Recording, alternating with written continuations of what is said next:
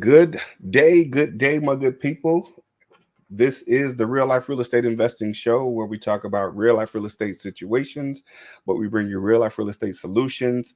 We're doing something a little bit different today. Typically, we go live on a few different platforms, but we are actually doing some testing today. So hang with us. We've got a couple different things we're going to be getting into today. Got some real good stuff that I wanted to just share with you today. And because we're going to be talking about how to get we're going to be talking about what it's like to actually have credit and money to get started investing in real estate. Most experts tell you that it's okay to get started with no credit and no money, and that is fine. But we're going to talk about what if you had credit and money? What would you be able to accomplish? We'll be right back after these messages.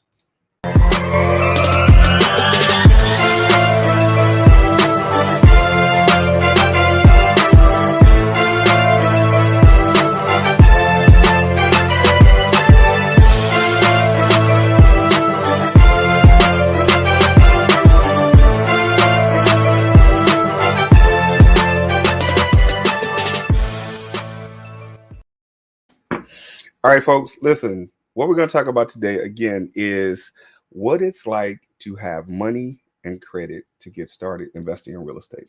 Now, most oftentimes, many of you have heard, yes, you can get started investing in real estate with no money, no credit. And this is absolutely true. However, I often have the conversation with some folks about what it would be like if you had money and credit. Now, let's talk specifics. When we talk about getting started investing in real estate with no money, no credit, we're talking about being able to get into the business if you have the skills and the knowledge to be able to make those things happen, right? So, just from a perspective of you're coming in, you don't have money, you don't have credit. What you want to be able to do, number one, is you want to know how to locate leads to turn them into deals. And how you turn them into deals is having a conversation with the sellers, negotiating a good deal, and then putting it under contract and then selling that lead to someone else, right? That's a good way to get started. Now, there's several different ways that you can negotiate that lead to turn it into a deal. Oftentimes people look at if the numbers don't work, it's not a deal. Now, the numbers working is relative in many cases. What works for some people may not work for others, but you have to have the understanding and the knowledge, the creative knowledge of how to be a what we call a transaction engineer is what we like to call it, right? How you can make a lead that's not where the numbers aren't the greatest and turn that into a potential deal. How do you do that? For example, I'll share with you a way that you can potentially do that. And that is if the numbers don't fall in what we like to call the Mayo Formula. The Mayo Formula is simply a formula that we use to determine if a lead is going to be a deal. And a lot of times people look at the numbers in the Mayo Formula that they don't work and they pass on the lead or they pass on the deal or the potential deal, I say. So they'll look at, okay, the 70% of the after repair value number doesn't work. So it must not be a deal. However, if you can work with the seller to negotiate terms, you can still potentially turn it into a deal. If you negotiate terms where they take a down payment and pay over time, some type of seller financing, or some type of JV partnership with the seller where you can still partner with them to get the lead converted to a deal for someone else to buy on terms and they get paid later.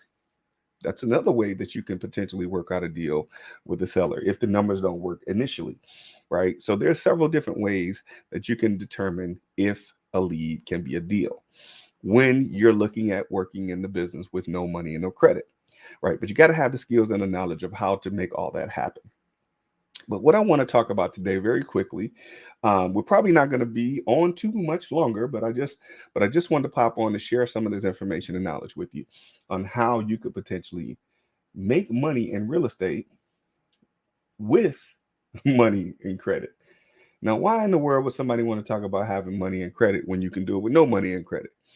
No money and no credit. Because the opportunities are limitless if you have good credit and you have money. But Glenn, you might say, I don't have either. How do I get started? What are you going to do? Like what is it that I can do if I don't have money and I don't have good credit? A, start working on your credit. Start working on your credit. That would be the thing to do. Uh, okay, I see a couple different people popping in, but I don't see. Okay, we'll see if they pop in with me. But I don't have money and I don't have credit. Start working on your credit, right? Simple scenario. Start working on your credit, and what you can do with that is, simply, there's several different credit restoration companies out there. Uh, our company offers a service as well. But there's several different credit restoration companies. There's do-it-yourself kits. There's several different things that people offer to help you with getting your credit in order. Start working on your credit today.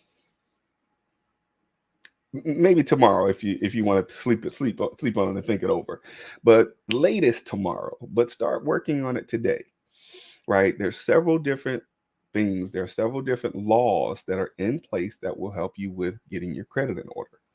Now, in the meantime, while you're working on your credit, you can still work on getting started in the business, right? There's several different things that you can do to still get started in the business, as I mentioned earlier. If you don't know how to do these things, partner with someone that you can potentially work with them to bring them leads or bring them deals that they could, or bring them leads that they can turn into deals, right? For myself, for example, if you have a lead that you want to help, we need help turning into a deal, let's talk, right? So there's several different ways that you can get started with no money. But in the meantime, don't let not having money and not having credit be the do all and say all of your real estate investing business and or career. Because for the longest time, when I got started long time ago, for the longest time, I'm talking about over a decade, I did real estate with no money and no credit. While I did very well at it, there was a time where I didn't have money and I didn't have credit and I didn't have the knowledge of, well, we were talking about the crash. So we'll just, I'll just say what it is. During the time of the crash in 2008, actually, for me, the crash actually happened 2009, 2010 is when I ran out of money. I had not focused on getting my credit in order. I never even looked at my credit. It was never a factor to me because in my mind, I had been doing deals with no money and no credit for so long. It didn't matter what my credit was. But that was the problem that I had because all the time that I had the money, I should have been focused on getting my credit created good as well. And when the crash happened, I would have still had my credit to leverage to continue the business, but I didn't. So I want to make sure that people change that mentality, right? Yes, you can get started with no money, no credit. And yes, that is fine. However, when you get in the business or before you get in the business, start working on your credit. It's a small sacrifice of an investment that you can make to start working on your credit. Because when you get to the point of now earning the money that you've earned as a wholesaler, as a bird dog or whatever the case may be, once you get to the point of now earning that money, you want to be able to leverage that money and your credit, right? But many people get into the business with the mentality that I won't have to use my credit. It doesn't matter that it's bad. That is true, but don't settle for that alone. Start working on your credit today. I mean, there's a minimal investment. Some companies charge $200, $300, $400, $1,000, whatever the case may be. Some people charge less for a do-it-yourself kit. Start working on these things today. It's a matter of understanding the laws and how they protect you, sending out the proper correspondence to the credit bureaus, and start getting your credit in order so that when you get into the business, who knows, whatever your credit situation may be, Who knows whether it's 90 days, 120 days, 180 days. Who knows what your credit could be potentially in the time if you started today. 6 months from now, you could be in a significant position to take advantage of having good credit, right? And in those situations, when your credit gets better, now you can leverage that with the money you've earned from the very beginning, as opposed to getting into the business with no money and no credit, sticking to that, and getting to the business and starting the divorce with good credit. What was that? Let's see. There was a comment. 6 months from now, you can be divorced with good credit and get her back. I don't know whose comment that is. Interesting point, though. But 6 months from now, you can be in a position to take advantage of several different things when if you've worked on your credit, right? So say you don't start working on your credit, and now 6 months from now, you've made $50,000. Now you can do deals if you have that kind of money. However, you're going to be limited in some ways for the types of deals that you'll be able to do, right? Most hard money lenders, if you leverage the money that you made with hard money lenders, don't require credit, right? But nowadays, those hard money lenders are requiring experience, especially if you don't meet the credit requirements, right? If you don't meet the credit requirements, then it's likely that you're going to need experience to have to get to the point of being able to get the loan to close the deal. There are some hard money lenders that don't look at either of those. They look specifically at the deal, right? But you want to have something in place so that you don't have to pay more money. More money meaning if your credit is not in order and you don't have the experience, your interest rate is going to likely be higher, right? So to save yourself time, money, save yourself time, you want to, or save yourself time and money, you want to go ahead and start working on your credit so that when that time comes, you're ready to get started the right way. Then you can leverage that across those several different things. Someone says, how long would it take me to get to a 640 score if they're at a 500 now? Okay, good question. Good question. That would depend. That would depend on several different variables. So it's not a simple, you know, one answer, right? That would depend on where your credit is currently now.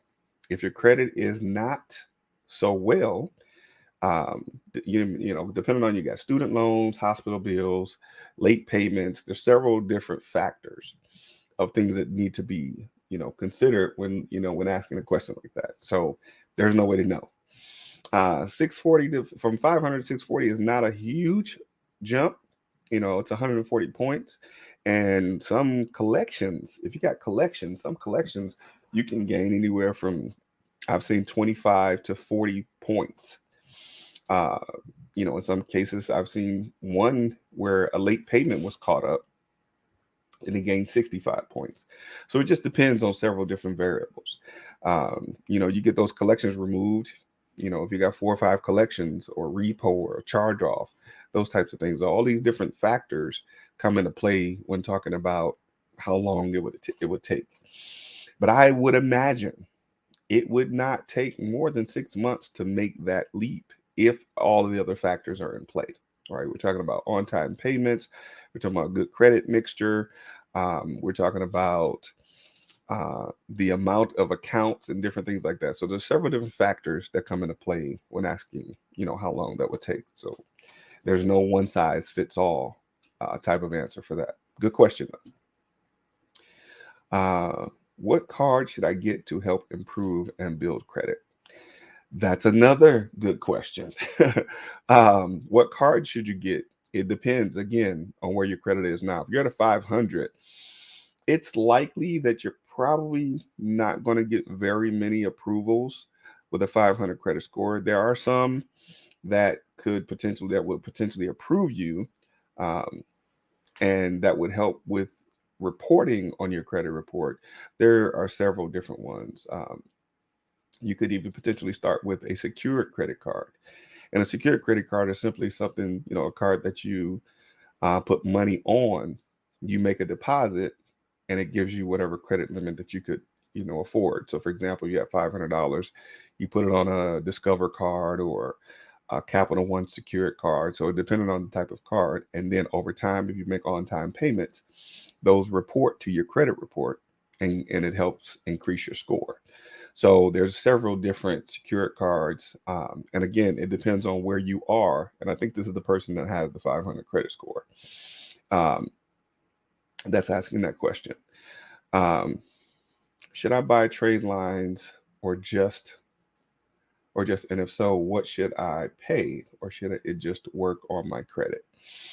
I would work on your credit first, right?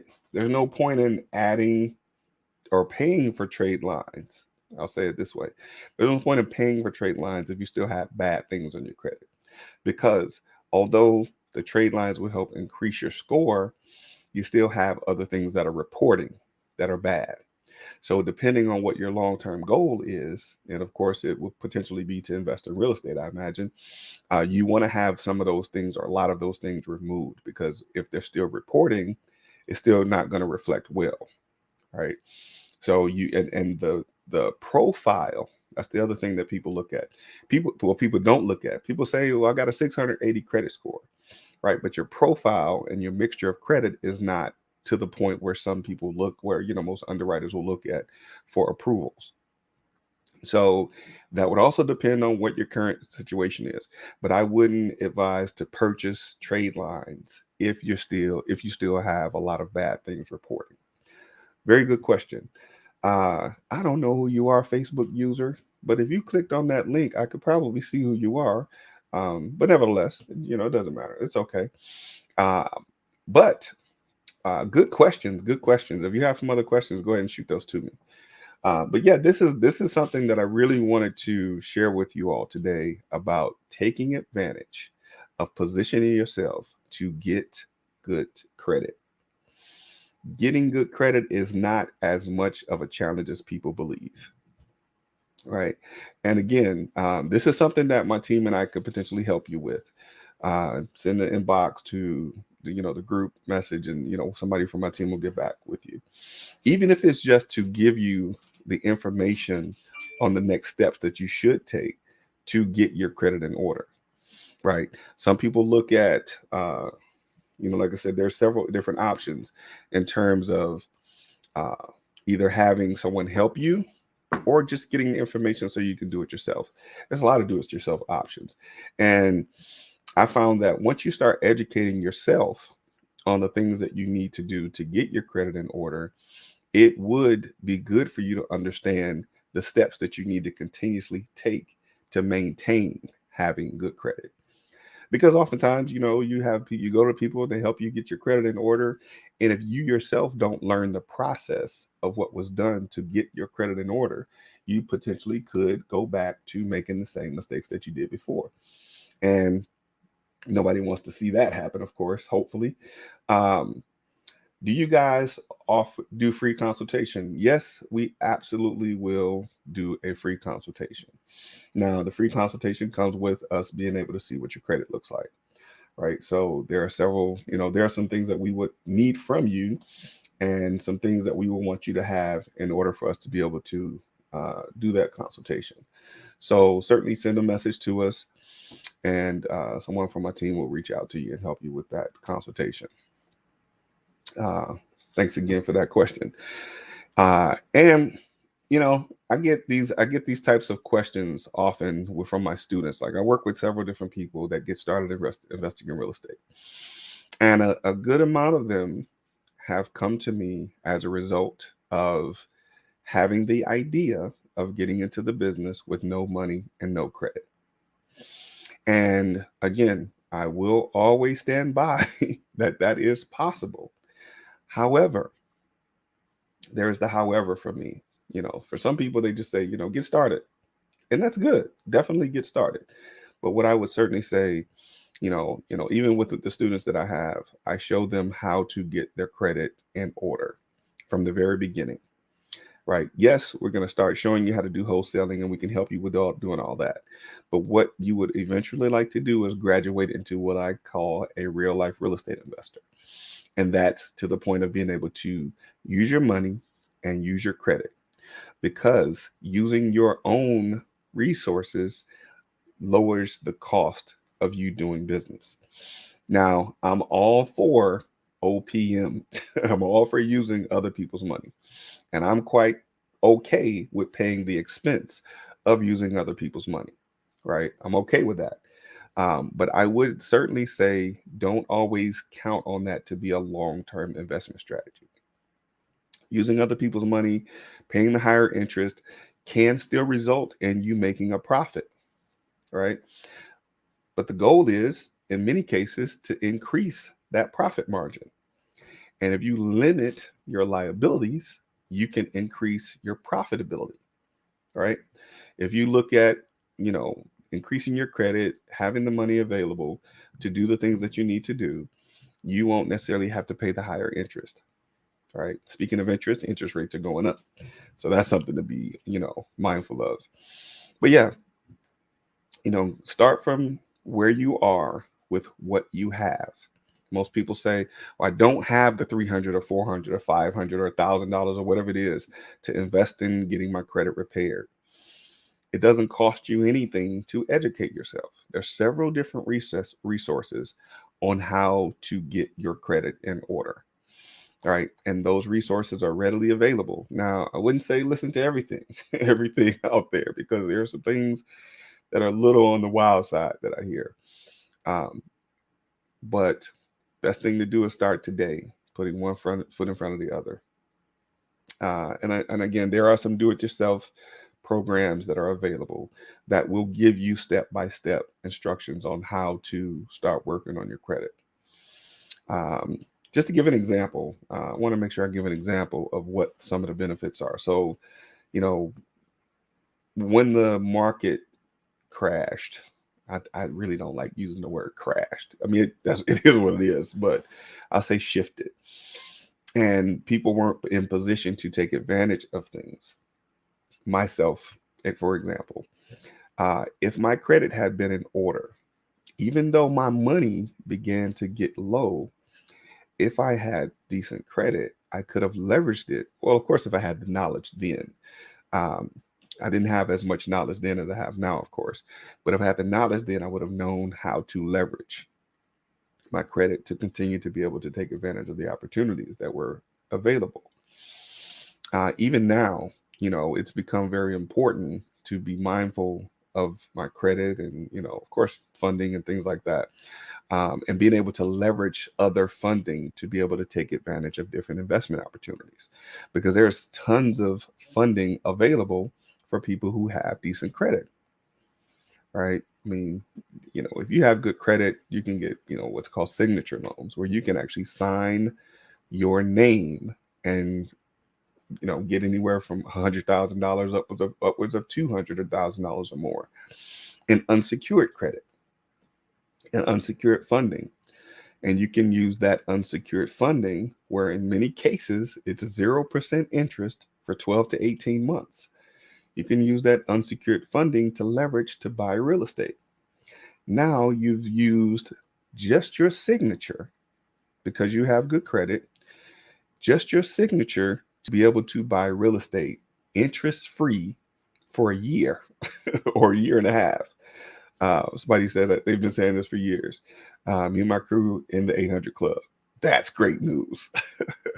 I haven't made it there yet, but I'm getting close. But yeah, I mean, those are things that you certainly want to look to do. What do you do with an 800 score? What can't you do is the question with an 800 score. There are several things. I mean, it depends on what your goals are. All right. Most of the answers you'll ask me, I'll always say in many cases it depends, because different things work for different people. So whatever your goals are, if you have an 800 credit score, you can certainly position yourself to leverage that to obtain funding. And again, in many cases, that funding is 0% interest for a year to a year and a half. You can leverage 800 credit score to obtain funding to invest in real estate. or invest in anything you want to, really. But, of course, this is a real life real estate investing show. uh, that's a good one. What can't you do? um, I know people with 650 to 700 making moves, and I know people with 800 scores, and all they have is a 800 score. This is true.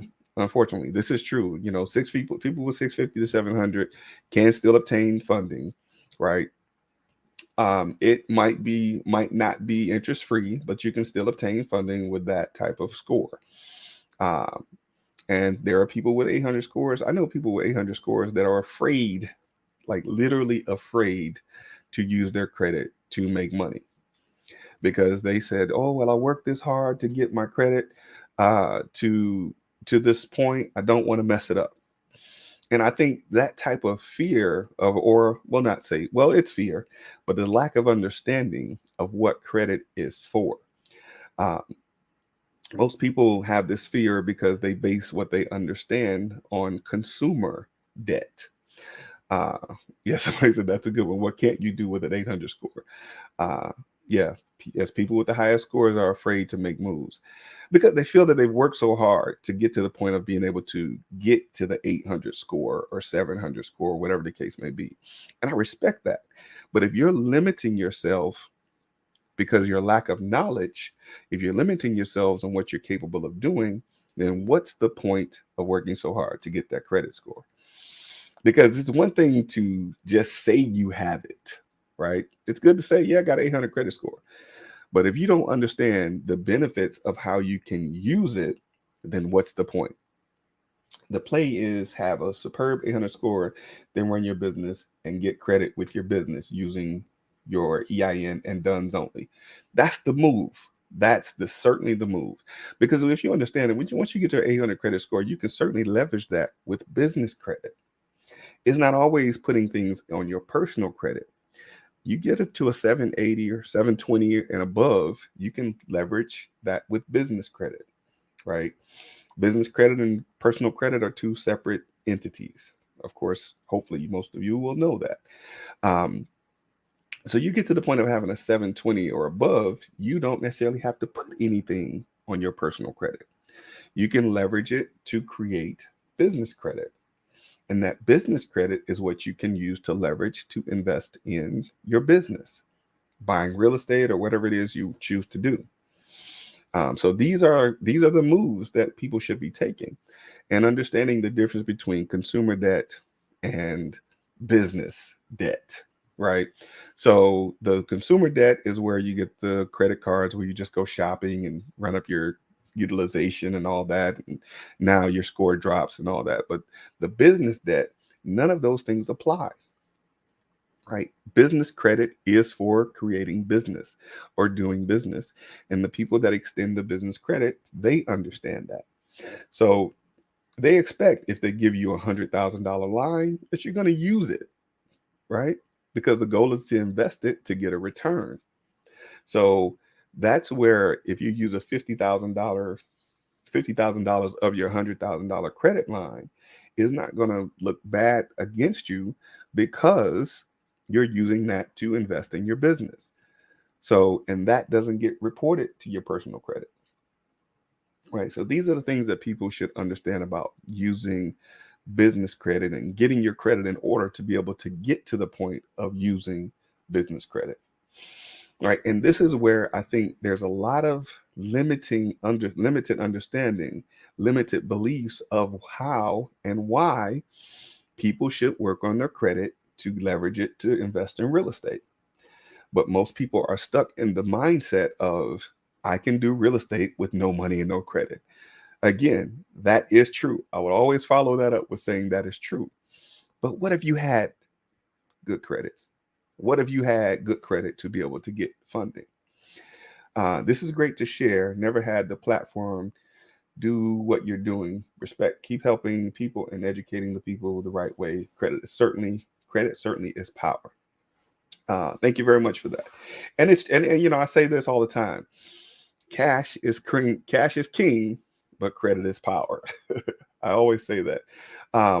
Because if you knew the what's available to you with having good credit, you would certainly focus on doing the best you can to build that, right? Because getting to a 700, 800 credit score, you can leverage that into millions of dollars,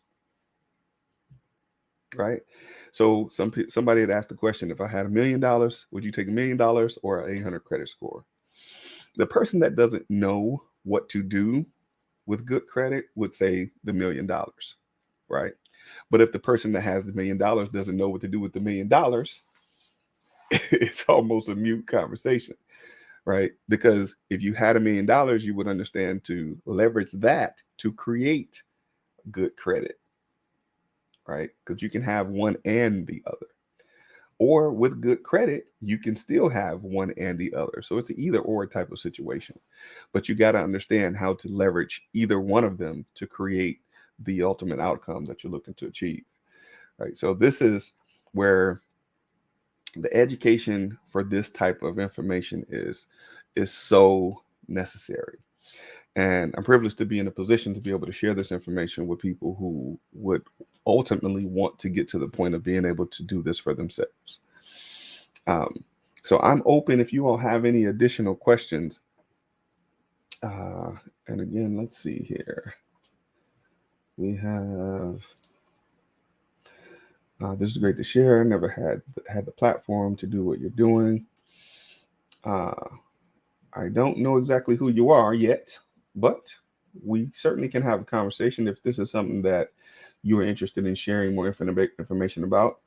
I'd love to have you come on and share my platform with me, because that's why I do this. I do this to share information so that people can understand what their options are. Because while there's tons and tons of information out there, many people don't understand the benefits of how to leverage that information, or don't understand what information to listen to, because there are so many different people, we'll say, peddling so many different things.